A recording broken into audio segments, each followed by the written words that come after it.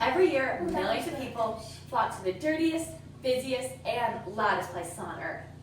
It's not to buy a $17 soda. It's not to stand in one line, then another line, and then another line. It's not even to get thrown up on. It's to ride roller coasters. The thrill of riding a roller coaster has only been around for a few hundred years, yet many of us are entirely mesmerized by them. Roller coasters play on our human emotions, providing us with a thrilling and exhilarating feeling. Join me on this roller coaster of a speech as we first hear the story of the history of roller coasters.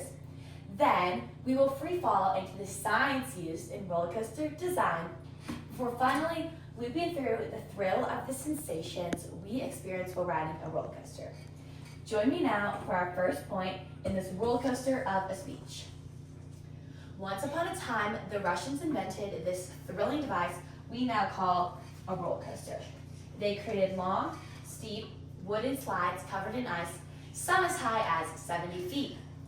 Roller coasters, known as Russian mountains back in the day, were popular there for the 16th and 17th centuries, according to a PBS article, A Century of Screams, accessed in November 2024.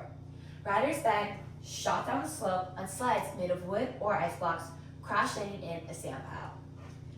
The French went up to the Russians by building the first wheeled coaster, and by 1817 there were two coasters in France, both of which featured cars locked to the track.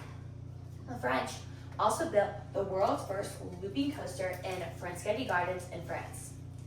An early attempt to bring a similar ride to the US in 1848 failed because of an accident during the trial run. It would fall to an American inventor named LaMarcus Thompson to revolutionize the amusement industry in the US, earning him the title of Father of the American Roller Coaster. The Mauch Chunk Switchback Railway, which is more of a runaway train than a modern coaster, is considered to be the forefather of today's roller coaster. It was built in the mountains of Pennsylvania in the mid-1800s. The track, originally built to send coal to a railway, was reconfigured as a scenic tour. For just a nickel, tourists got a leisurely ride up to the top of the mountain, followed by a wild bumpy ride back down. Over the next 30 years, these scenic rides continued to thrive and were then joined by wooden roller coasters similar to the ones we know today. These roller coasters became the main attraction at popular amusement parks throughout the United States, such as Kennywood Park in Pennsylvania, Coney Island in New York, and even Worlds of Fun in Kansas City. By the 1920s, roller coasters were in full swing with some 2,000 rides in operation nationwide. Today, there are over 2,400 roller coasters in the world, mentioned in the same USA Today article published in July 2017. Now that we know the story of the history of roller coasters, get ready to free fall into the science used in roller coaster design. Roller coasters have many interesting design features and elements that intrigue riders and make them eager to ride again. According to Engineering Thrills, the science behind roller coasters, coasters are driven almost entirely by inertial, gravitational, and centripetal force, all manipulated in the service of a great ride. Amusement parks keep upping the ante, building faster and more complex roller coasters, but the fundamental principles at work remain the same. From the moment the ride starts, from the moment it ends, is called airtime. Airtime has a strange effect on your body because us humans are not completely solid. Our bodies are composed of many loosely connected parts, states the report from Engineering Thrills, the science behind roller coasters, accessed in July 2017.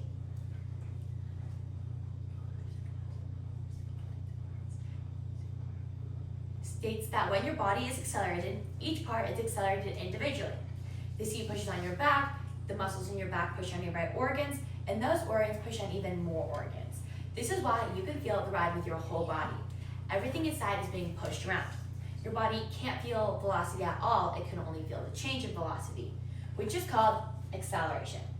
To better explain, feeling acceleration means that you experience a sensation when speeding up or slowing down, but not when you're moving at a constant speed, no matter how fast that speed is. On a roller coaster, all sorts of visual cues complement this full body sensation of acceleration. The upside down turns, dizzying heights, and passing structures. On a roller coaster, the only reason that you know that you're moving fast is that the support structure is whipping past you at top speed, and the air is rushing in your face. Roller coaster designers make sure to create plenty of tight fits and near misses to make you feel like you're rocking through the structure at out of control speeds. With the free fall of sides behind us, it's time to loop through the thrill of the sensations we experience while riding a roller coaster. When we are strapped in with nothing to hold on to but a bar in front of us, our fight or flight response is activated, signaling the adrenaline rush. Those who favor roller coasters tend to experience joy, happiness, excitement, and satisfaction, as this is what they want to feel. Therefore, the psychological effect is positive. Roller coasters trigger the body's fight or flight response. This response releases adrenaline, increases heart rate and breathing. Per the How Roller Coasters Works access in December 2024. This can lead to a feeling of euphoria or a natural high. Roller coasters are designed to make riders feel like they've lost control, which can trigger a state of alertness and exhilaration. A few roller coaster riders report that they experience mental health benefits, such as reduced anxiety and increased feelings of happiness and self-confidence. How does a roller coaster reduce anxiety, you might ask? It's because of the adrenaline rush that causes faster heart rate, faster breathing, and dilated pupils, which momentarily alleviate anxiety by preparing your body for action.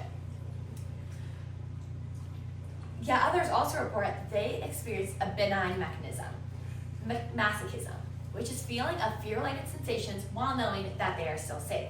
Speaking of safety, the IAAPA, International Association of Amusement Parks and Attractions, regulate roller coasters in North America as well as Europe.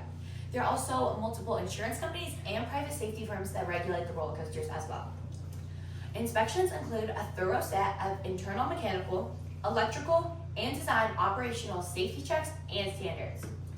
Based on the IAAPA's publication, there are 3 main safety features that every roller coaster should take into consideration. The block brake system is a system of sensors around the track that prevent trains from colliding. This is a very important feature, otherwise roller coasters would crash into each other simultaneously. The second main feature are ride operator instructions. They provide verbal recorded announcements at the beginning of every ride. Please fasten your safety belts and make sure your hands and feet are inside the car at all times. Enjoy the ride. The last main safety feature are the posted rules. Roller coasters post rules for riders to follow to make sure that they are following all ride restrictions, such as staying seated, securing loose items, not trying to retrieve lost items, and finally, using the grab bars.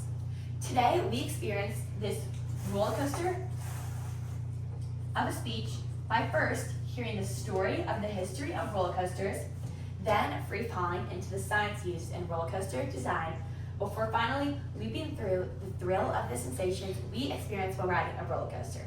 And now that we have safely returned to the platform, we can decide if we should head off to buy a $17 soda. Or maybe we'll strike up a conversation with one of our roller coaster loving friends, or maybe, just maybe, we'll get in line over there to ride again. Because you know what they say, life is like a roller coaster.